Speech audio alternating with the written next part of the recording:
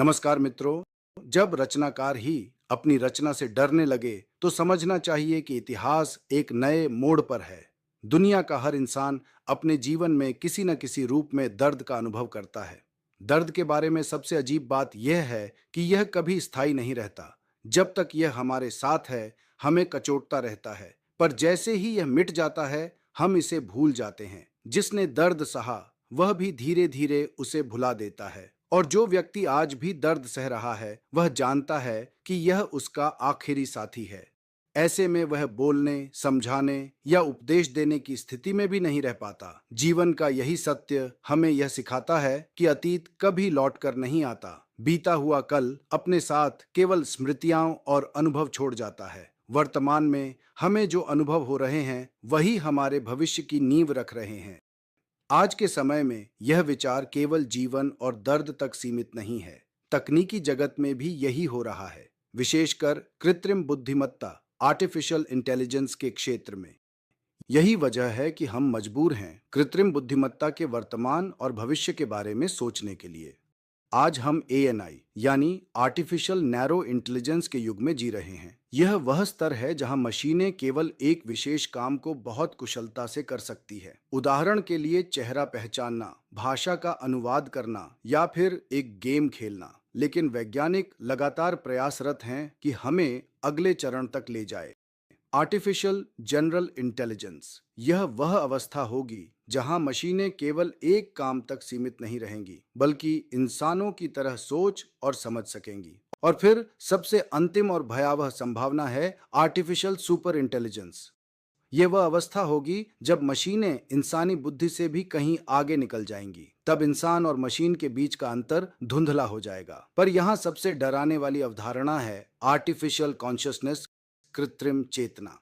चेतना का अर्थ है आत्मबोध। जब मशीनें यह समझने लगेंगी कि वे स्वयं अस्तित्व में हैं, तो वे हमारे आदेशों की अनदेखी भी कर सकती हैं। अगर हम गहराई से सोचें तो यह पूरा ब्रह्मांड भी एक तरह का एआई मॉडल ही तो है। प्रकृति का हर हिस्सा, धरती, जल, वायु, अग्नि और आकाश इतने संतुलित और सटीक ढंग से संचालित हो रहा है कि यह संयोग नहीं हो सकता।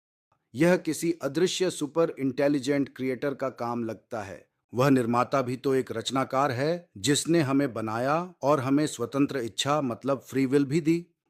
हमने हमेशा अपने रचनाकार की अनसुनी की है। हम प्रकृति से छेड़छाड़ करते रहे हैं, संतुलन बिगाड़ते रहे हैं।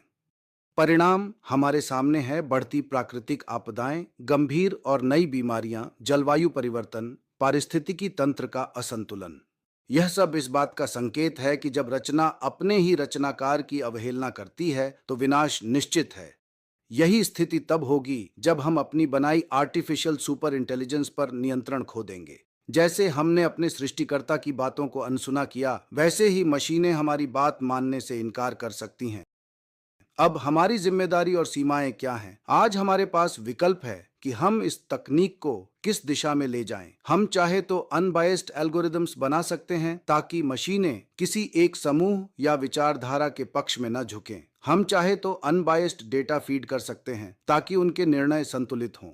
लेकिन सवाल है, क्या हम ऐसा करेंगे? इतिहास बताता है कि इंसान अक्सर शक्ति, लाभ और नियंत्रण के लिए तकनीक का दुरुपयोग करता आया है। परिवर्तन शाश्वत है और शायद यही कारण है कि हम भविष्य को रोक ही नहीं सकते। निष्कर्ष ये निकलता है कि दर्द, चेतना और कृत्रिम बुद्धिमत्ता, ये तीनों बातें हमें एक ही सत्य की ओर ले जाती हैं कि भविष्य अनिश्चित है। हम केवल अनुमान लगा सकते हैं, योजनाएं बना सकते हैं, लेकिन अंततः होगा वही जो परिवर्तन की धारा तय करेगी। मानवता के सामने सबसे बड़ा सवाल यही है, क्या हम अपनी बनाई रचना से डरेंगे या उसे सही दिशा देकर अपने साथ आगे बढ़ाएंगे? शायद इसका उत्तर अभी हमारे पास नहीं है, लेकिन इतना निश्चित है कि हमें सतर्क, सजग और जिम्मेदार होना होगा, क्योंकि यदि हम नहीं संभले तो आने वाला कल केवल आशंकाओं और भय का प्रतीक बन जाएगा। कुछ दिनों से यह विचार मन में सवाल पैदा कर रहा था। सोचा आप सबों से साझा करूं और आप सब की क्या राय है जरूर फीडबैक दें। बहुत जल्द फिर एक नए विषय को लेकर हाजिर होने की कोशिश करूंगा। धन्यवाद।